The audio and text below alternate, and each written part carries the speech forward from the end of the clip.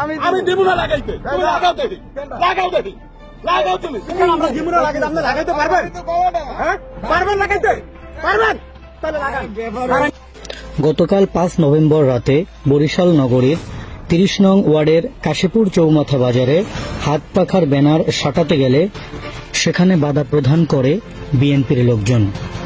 ইসলামী আন্দোলন বাংলাদেশ 30 নং ওয়ার্ডের সভাপতি আলহাজ দেলোয়ার হোসেন যখন তার নেতাকর্মী সহ ব্যানার নিয়ে ফাঁকা স্থানে লাগাতে যাবেন তখনই বিএনপির কয়েকজন কর্মী এসে বাধা প্রদান করে এবং তারা বলে, আমরা আগে থেকে মনে মনে সিদ্ধান্ত নিয়েছি এখানে আমরা একটি অফিস করব। অথচ বাজারে তাদের 2টি অফিস আছে এবং সারা বাজার জুড়ে তাদের ব্যানার দিয়ে ঘেরা।